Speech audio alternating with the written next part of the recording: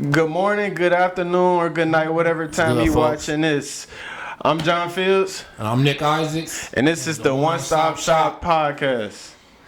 Today we're going to talk about the Paycheck Protection Program. PPP checks. Y'all PPP know it checks. as the PPP. You all know PPP? I ain't with it.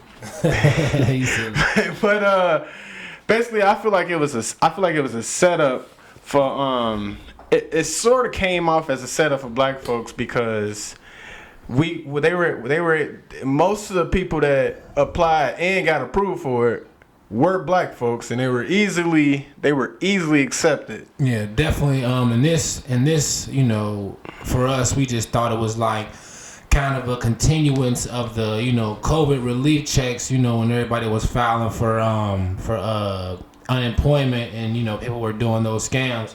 I think they kind of came up with another little PPP, or something, a type of loan, just to try to track those people who were probably doing those scams at first, so. And at the end of the day, it seemed like they was trying to catch us by giving us a lot of free money and then sliding in a huge amount towards where some people probably really thought it was on some stimulus check stuff, but you got to pay attention to that type stuff, especially when you dealing with the government and you don't really know all the research and information. You got to pay attention to that type stuff. And also, if you did apply for it, those who probably did, there was a right way to do it though. I mean, the right way to do it was to help pay for your business and your employees. It was mainly to pay out, like if you were having a hard time paying employees, that was what that was for. It wasn't just for you to just take the money and try to flip it or whatever. You was definitely supposed to use that for your employees and your business, but you live and you learn. You feel me? This is another lesson you gotta get through. Had a whole bunch of LLCs out there. It was a Taquisha LLC.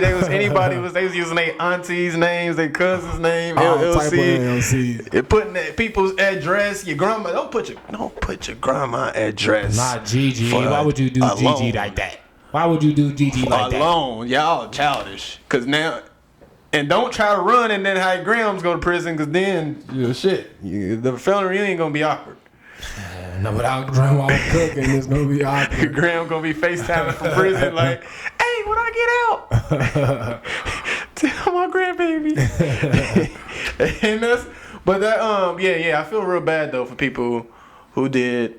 But like I say, the forgiveness, you would have to probably have potentially used the forgiveness program, and that's kind of like how people do with student loans. You do it with a forgiveness situation. Those people may be safe. So if you did a little more extra research and you did the forgiveness program with this, payment program, then you may be not going to jail. Yeah, and that's what it's really about. I mean, we just got to understand, and we just got to, try to figure out all the steps we got to take. Because sometimes, we think we doing something right, but we ain't even doing all the steps, and we don't know. So it's like, well, I think this how you do it, so I'm going to just do it that way. And we end up, hurting ourselves in the long run, So it's important, like when you're doing these loans and stuff like that, you got to pay attention to, just the minor details, because, you never know what they might be, the government, what they can do as far as like, your money and, garnishing your payments and stuff like that. So you just got to be careful, y'all. Be careful, we gotta work hard out here. Let's just chill on the free money only if it's stimulus. If you get a stimmy, then take that. Don't take no $20,000. That's dumb as hell. I'm sorry. That you can't pay back. You can't pay back. You just got to be reasonable and smart with that. That's a lot of money. For sure. That's not free. Come on. Damn it. So they basically just give you a car. You knew that wasn't free. Come on. And also, we would like to cover the Derek Chavez trial, because he's coming. He actually got convicted for all of his murders, first degree, second degree, third degree. He got convicted for all of those murders. He's still not got sentenced yet. Yeah, and that's in 3 weeks. But that's in 3 weeks. That's coming up here in the next 3 weeks, and we, at this point, as a black man in America, you know, we just want justice. You know, that's all we want. Like, there's nothing else to it. We really just want justice, man. You know, it's just crazy how the system is sometimes. But yeah, man, we just really want the justice. That's all. And the fact that he got convicted for all those charges, though, it make me feel a little happy because those charges are general population charges. They can't protect him for the sentence he about to get. I got the strongest feeling he's gonna get at least 20 years. Yeah, and they kind of, you know, and they kind of might make an example out of this man. You feel me? You know, it's about time. You know, I don't wish that on anyone. You know, I don't think anyone should have to, you know, serve time or whatever if they didn't do a crime. But this man really did a crime. You know, just because you're the police don't mean a public murder. You feel me? Don't mean you can just get away with it, man. That's what I'm saying. Like, they said there was 43 witnesses that saw this too. And another thing I want to talk about with that situation, he's well deserving of going into prison because for sure he had his hands in his pockets and he tried to act like he was scared. You know how police, that's their first thing to say sometimes when they caught in the wrong. I was scared for my life. And he had his hands in his pockets, and we all know if we all in a confrontation, we're not gonna have our hands in our pockets. And if you scared, you definitely ain't got your hands in your pockets. You probably got them in a position to be running away from somewhere or something like that. That's false. You know, for him to even, you know, and that's just another thing, like, not just with him, but just with cops in general, being able to use that, well, I was scared, so, I get to kill you because I'm scared. Like, and they keep killing kids. My thing is, I've never heard 13-year-olds, 14-year-olds, and 16-year-olds all getting killed by police within weeks. Like, bro, within weeks. How are you scared of children? Yeah, but talk about that one situation that just happened, bro. Markiah Bryant. Yeah, I think. And that was in Columbus. The situation, you can de-escalate a situation even if it's like, I feel like, you know, you can't always be scared for your life whenever a black person got a weapon or something. There's ways to calm them down, especially if they're not attacking you. Exactly. He was not getting attacked. He could have used a taser. It was a kid. It was a teenage girl. He could have used a taser. Didn't have to shoot her. He shot her 4 times. He could have shot the person that he was trying to say he was protecting. The girl that was getting the knife welded to her. You know, he shot this girl 4 times. And, you know, I just want to put this out there. I promise, you know, I ain't never been shot before. But I promise if I got shot once, I would know what that feels like. I wouldn't need 3 more shots in my chest for me to know that I was shot. You feel me? 1 time. And that just lets you know, like, y'all pulling these triggers, y'all policemen are pulling these triggers with this training that y'all have or don't have, and y'all not even thinking about, you feel me, the whole situation or like what you're actually doing. You're just, I'm nervous, I'm scared, so hey, pull out the gun, start shooting. You feel me? Like, y'all got tasers, y'all got pepper spray, y'all got y'all got physical combat. Y'all know physical combat. They give them like a whole Batman suit. They got sticks, tasers, taser guns. Y'all got bulletproof vest on. Come on now, you are protected. You are protected. You know, like, yeah, it is. You know, they will learn because this Chavez trial, they gonna learn. Yeah, and they gonna take them pictures away soon. It's gonna slowly but surely, because they being reckless because there's no consequences. Yeah. Once there become consequences, you're not gonna be as reckless. You feel me? And it's like a child. And with that, the Markiah Bryant trial, I mean the Markiah Bryant video. If you see that video, the cop's taser was right in front of him. He didn't even try to. First thing you saw. The first thing he grabbed was on his waist. His taser is sitting right in front of him. He could have definitely restrained that woman. That little girl, for real, you know, any kind of way. He didn't even try. He was ready to air something out that day, for sure. And the situation is extremely sad because apparently it was girls that pulled up to her house to fight her, and her mother was there. So basically, she was in protection mode, and hell, she called the police. Actually, she was the one who called the boys. And then they shot her. I mean, it's a little girl, man. Just. If you got a pepper spray or a taser, okay, you do not have to shoot her 4 times. And one time, I can't even say none of it is reasonable, but I could see if you shot her one time, because she not attacking you. Even one time, you don't even have to shoot the girl. But he she's shot her not going towards you. She's going away from you towards someone else. So you're not in danger. So you don't have to use extremely danger force. Like you could just shoot a leg or something. You trying to shoot to kill. That's the only way you're trying to shoot. You're only trying to shoot to kill. You're not trying to shoot to de-escalate the situation, and that's where the disconnect is. Like, where do we draw the line between, okay, well, I need to de-escalate the situation, and well, the situation is out of hand. You feel me? Like, that situation was not out of hand, I don't believe, to the point to where you had to draw a gun. Like, you had to start shooting. Like, that was just completely uncalled for sure. Extremely uncalled for. They will learn a lesson, and America will, it will change. Yeah. It'll change. I got a little faith. Because ever since the George Floyd stuff been like, there's been a lot of eyes on black folks, and we've been getting a lot more, perks and stuff. Other than, I just feel like police officers is just a little pissed off about, the summer of protests and stuff. So they just keeping a little grudge. Yeah.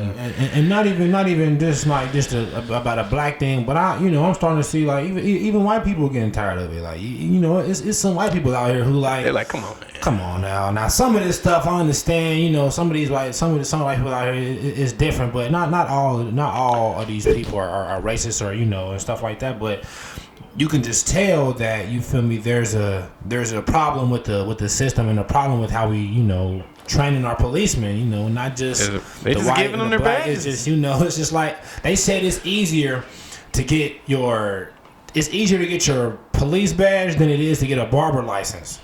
So let that show you the scale that they trying to use in order to and they need a little more combat training, because if you got combat training, you ain't scared. You're not scared, especially 15-year-old little girl, and you're a grown man, man. Like, you're a grown man. Like, drop your nuts, brother. Drop your nuts. And it's sad. It's sad. Well, hopefully we do not hear about no more shootings for a while. Let's just stop the killing, man. Very unnecessary. It's crazy. And we need to do better as a country. I would like to move on from those sad topics. All the sadness, man. But still, rest in peace, and just pray for that family, the Ma'Khia Bryant family. Pray for them. Pray for the George Floyd family, because I know they still mourning, and just keep black people and just white people too. Everybody, just keep everybody in your prayers, man, because. We're all united. Like, black folks, I ain't got not a problem with white folks, man. I feel like we have a lot of unity, and there's a lot of white folks from the ages of 0 up to like 25. I don't think they're racist. It's the older people that's racist, and the people that's like stuck in like rural communities and their old parents or grandparents pushing it on them. Look, man, white people love black music. Love the culture. Got a lot of black friends. So, the new age folks, I feel like it's going to be better in the future, because we just all need to push for unity and equality, man. That's just what it is, man. Unity and equality out here, man. Like, we don't need to be. We're one. All that's doing is making more violence out here, man. I'm going to move on to the NFL draft. So yes, sir. Sports. There's been things going down, and I truly think the first 4 picks of the NFL draft will be quarterbacks. All 4 of them. Quarterbacks. Even the Falcons. Because realistically, the Falcons know Matt Ryan is trash. They know. He lost to Tom Brady, and they were up by like 50. Yeah, Matt Ryan is definitely getting closer, probably to the end of his career. He's still a high level quarterback, but Matty, it's certain games, man. You should be ice. You should be putting it out there in front of the best competition. And sometimes you don't get it going, but yeah, you still a beast. You still in the league, but it ain't my problem. So when it comes to that best competition, you a little below par. Yeah. So I do. Listen, this is my mock draft. I think the Jaguars going to get Trevor Lawrence. Trevor Lawrence. The Jets is going to get Zach Wilson. Okay, Zach Wilson. That's a good choice. And the third pick is 49ers, and I believe the 49ers is going to be smart. I feel like they're catfishing everybody. They're going to freaking pick Justin Fields. Justin Fields. Sleeper quarterback. Sleeper quarterback in the draft. Why would they use the third pick on Mac Jones? They are lying. Kyle Shanahan is a smart guy. He is just tricking us all. Trust me. When April 19th come around, you will see the third pick, Justin Fields. I guarantee it. You mark my words. And then the fourth pick. Who we got? You got the Falcons picking Trey Lance. I just know that's going to happen. They're going to look themselves in the mirror. They was like, we didn't think he would be right here. It's a need. Let's get this boy. Because he's good. He run people over. Yeah, that's one of the team needs for sure. Definitely, he's a great power. Power back, all of that. Do it big.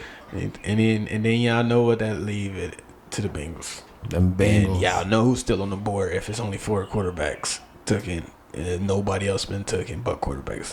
Who on the board? That tight end. What's his name? Callie Pitts, man. Y'all don't even know about Kyle Pitts, man. Pitts, man. We need that boy. Kyle Pitts help that Bengals offense out, man. 6'5", 240, 4'40". Moving. Run routes like AJ Green. Oh, man, listen, I'm telling you, he gonna run 84 again, like how he did in Florida. And we about to turn up. We're not looking back, but I do have a problem. I truly think the Steelers is gonna pick up a good running back because nobody even thinking about running backs. Yeah, not this year. This year ain't a big. It's 2 boys. Really, though. That's for running backs. It's more receivers, quarterbacks this year. But you can't sleep on the running backs. The running game is definitely an important part of the schemes of these NFL teams because even though it's a passing league, you still gotta have that good running back. So I got another prediction. I think the Steelers is gonna pick up Travis Etienne from Clemson. Oh yeah, and they compare him to whatchamacallit, Dalvin Cook. They compare him to him all the time. For catcher sure. out the backfield and running back. Yeah, and he was a dog at Clemson too. He definitely put on for the orange and white for sure. And I'm gonna be pissed if Steelers get him. If they get him, it's gonna be a little hard year for the Bengals. But we be good. We ain't worried about that. We gonna play our game. Hey, Big Ben about to retire any day. So what they gonna do about that? What they gonna do when Big Ben retire? Nothing. Who y'all gonna use? Dwayne Haskins. He's a cool guy. Nice part in his head. He ain't got that killer instinct like Big Ben though. Big Ben got a different level in him, I can't wait till y'all start Dwayne Haskins. We gonna light him up. I just want that to be known. Light him up like a match. Mm-hmm. Fire, man. And I also wanted to talk about one more thing before we wrap it up today. We wanted to talk about the NBA. There's an injury bug. What's up with the NBA, man? See, that's why, I ain't gonna lie. I wrestled in high school. I ain't hoop, and I always kind of felt, like NBA. I get respect to basketball players. I love basketball players. They my homies, you feel me? But sometimes they be acting a little too soft for me. You feel me? I wrestled in high school. I was rough and physically. Sometimes the hoopers be acting a little too soft for me. And y'all ain't really, y'all playing, but it ain't that much physical for y'all to be this hurt, man. What's going on? Hey, and you know what? The saddest stuff in the world is like the controversy that the NBA got going on with Kevin Durant. Kevin Durant alone is making the NBA look bad. Just he got burner Twitter accounts. He cry about any time anyone says anything bad. Dude, he just got injured from somebody kneeing him in his thigh. I've never saw no one. Some of these players, man, they get to a certain level. They feel like they ain't got to do nothing, like the rest of the team. But hey, you a dog, you a beast, but they ain't winning. Get that game going. Get in that game, man. You ain't hurt. You good. And James Harden out too. They just listen. They can't get right. And next, Kyrie gonna be like, my sister's birthday's coming up. I need a month off. Like, Kyrie, it's the playoffs. That's my sister's family mercy. I need to go stare at a waterfall for a week. You know, Kyrie be going through spiritual and emotional things. The world flat. You feel me? Like, yo, I just ain't got time for all of this sensitive acting crap. You know, only time you do all that if you're flopping for a foul. That's cool. You know, flop for a foul. That's good. But y'all in the league, man. Y'all are high level players, man. Y'all supposed to play with y'all injuries and, you know, go to work. You know, get y'all. It's y'all job, man. You feel me? Sometimes you gotta play hurt. Sometimes you ain't gonna never like be 100%. You ain't gonna never be 100%. Yeah, you know, nobody gonna be like Bron if y'all gonna keep acting soft. Bron just got injured first time in his life. In his life. His mom confirmed it. He never got hurt as a kid. They said he ran into the wall exploded. He's like Superman. Hey, our cover picture is LeBron as a child. He looks like he's 43. He looks like it look like Bronny is in the back of the picture. Like he just a windmill or something before he came in the crib. Hey, but that's all we got today. Again, my name is John Fields. My name is Nick Bodie. This is the One Stop Shop podcast. Yes, sir. Please like, share, comment, subscribe. We'll appreciate it. Tell your friend, tell a friend, tell a friend. Tell a friend and tell a friend. All right, y'all. Peace.